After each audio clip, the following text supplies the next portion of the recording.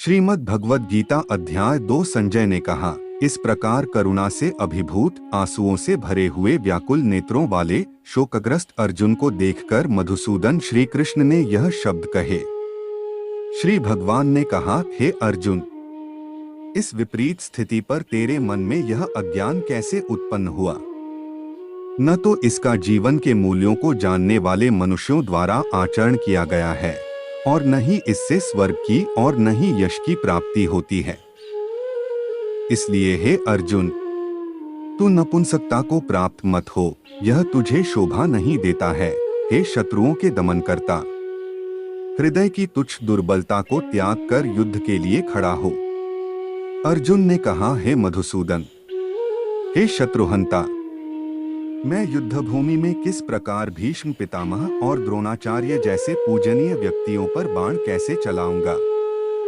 से महापुरुषों को जो कि मेरे गुरु हैं, इन्हें मारकर जीने की अपेक्षा में इस संसार में भिक्षा मांगकर खाना श्रेयस्कर समझता हूँ, क्योंकि गुरुजनों को मारकर भी तो इस संसार में खून से सने हुए सुख रूप भोग ही तो भोगने को मिलेंगे। हम यह भी नहीं जानते कि हमारे लिए युद्ध करना श्रेष्ठ है या युद्ध न करना, और यह भी नहीं जानते कि हम जीतेंगे या वे ही जीतेंगे। धृतराष्ट्र के पुत्रों का वध करके हम जीना भी नहीं चाहते, फिर भी वे हमारे सामने युद्धभूमि में खड़े हैं। कृपण और दुर्बल स्वभाव के कारण अपने कर्तव्य के विषय में मोहित हुआ मैं आपसे पूछता हूँ कि वह साधन जो मेरे लिए श्रेयस्कर हो, उसे निश्चित करके कहिए। अब मैं आपका शिष्य हूँ और आपके शरणागत हूँ, कृपया मुझे उपदेश दीजिए। मुझे सा कोई साधन नहीं दिखता जो मेरी इंद्रियों के सुखाने वाले शोक को दूर कर सके। स्वर्ग में धन धान्य संपन्न देवताओं के सर्वोच्च इंद्रपद और पृथ्वी पर निष्कंटक राज्य को प्राप्त करके भी मैं उस उपाय को नहीं देख। संजय ने कहा, हे राजन, निद्रा को जीतने वाला अर्जुन ने इंद्रियों के स्वामी श्री कृष्ण से कहा, हे गोविंद, मैं युद्ध नहीं करूंगा, और चुप हो गया। हे भरतवंशी, इस समय दोनों सेनाओं के बीच शोकग्रस्त अर्जुन से इंद्रियों के स्वामी श्री कृष्ण ने हंसते हुए से यह शब्द कहे। श्री भगवान ने कहा, हे अर्जुन, तू उनके लिए शोक करता है जो शोक करने योग्य नहीं है और पंडितों की तरह बातें करता है। जो विद्वान होते हैं वे न तो जीवित प्राणी के लिए और न ही मृत प्राणी के लिए शोक करते। ऐसा कभी नहीं हुआ कि मैं किसी भी समय में नहीं था, या तू नहीं था अथवा ये समस्त राजा नहीं थे, और न ऐसा ही होगा कि भविष्य में हम सब नहीं रहेंगे।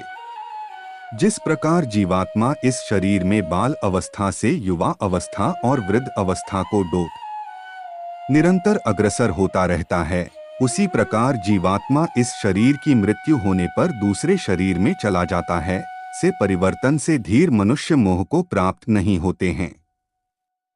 हे कुंती पुत्र, सुख दुख को देने वाले विषयों के क्षणिक संयोग तो केवल इंद्रिय बोध से उत्पन्न होने वाले सर्दी तथा गर्मी की ऋतुओं के समान आने जाने वाले हैं।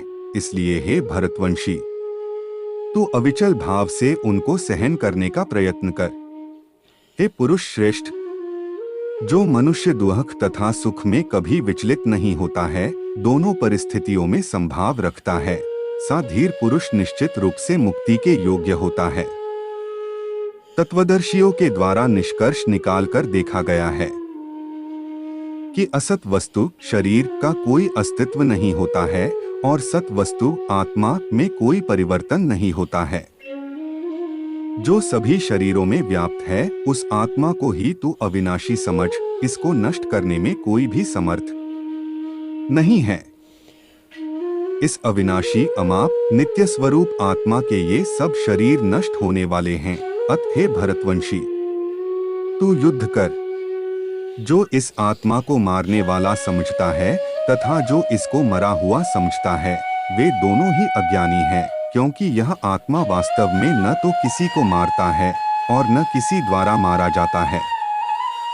यह आत्मा किसी काल में भी न तो जन्म लेता है और न मरता है और न ही जन्म लेगा। यह अजन्मा, नित्य, शाश्वत और पुरातन है। शरीर के मारे जाने पर भी यह नहीं मारा है। पृथापुत्र, जो मनुष्य इस आत्मा को अविनाशी, शाश्वत, अजन्मा और अव्यय जानता है, वह मनुष्य किसी को कैसे मार सकता है या किसी के द्वारा कैसे मारा जा सकता है। जिस प्रकार मनुष्य पुराने वस्त्रों को त्याग कर दूसरे नए वस्त्रों को धारण करता है, उसी प्रकार आत्मा पुराने तथा व्यर्थ के शरीरों को त्याग कर नए शरीरों को धारण करता है।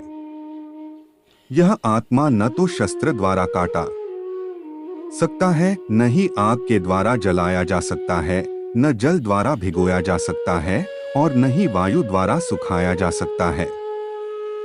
यह आत्मा न तो तोड़ा जा सकता है, न ही जलाया जा सकता है, न इसे घुलाया जा सकता है और न ही सुखाया जा सकता है। यह आत्मा शाश्वत, सर्वव्यापी, अविकारी, स्थिर और सदैव एक सा रहने वाला यह आत्मा अदृश्य, अकल्पनीय और अपरिवर्तनीय कहा जाता है। इस प्रकार आत्मा को अच्छी तरह जानकर तू शोक करने के योग्य नहीं है। हे महाबाहु, यदि तू इस आत्मा को सदा जन्म लेने वाला तथा सदा मरने वाला मानता है, तो भी तू इस प्रकार शोक करने योग्य नहीं है। जिसने जन्म लिया है उसकी मृत्यु निश्चित है और मृत्यु के पश्चात पुनर्जन्म निश्चित है। इस बिना उपाय वाले विषय में तू शोक करने योग्य नहीं है। हे भरतवंशी, संपूर्ण प्राणी जन्म से पहले अप्रकट रहते हैं और मरने के बाद भी अदृश्य हो जाने वाले हैं। केवल बीच में ही इन्हें देखा जा सकता है। अतः शोक करने की कोई आवश्यकता नहीं है। कोई इस आत्मा को आश्चर्य की तरह देखता है, कोई इसका आश्चर्य की तरह वर्णन करता है तथा कोई इसे आश्चर्य की तरह सुनता है और कोई तो इसके विषय में सुनकर भी कुछ नहीं समझ पाता है। हे भरतवंशी, इस आत्मा का शरीर में कभी वध नहीं किया जा सकता है। अतः तुझे किसी भी प्राणी के लिए शोक करने की आवश्यकता नहीं है। धर्म के अनुसार युद्ध का निरूपण है अर्जुन। क्षत्रिय होने के कारण अपने धर्म का विचार करके भी तू संकोच करने योग्य नहीं है, क्योंकि क्षत्रिय के लिए धर्म के लिए युद्ध करने के अलावा अन्य कोई श्रेष्ठ कार्य नहीं है।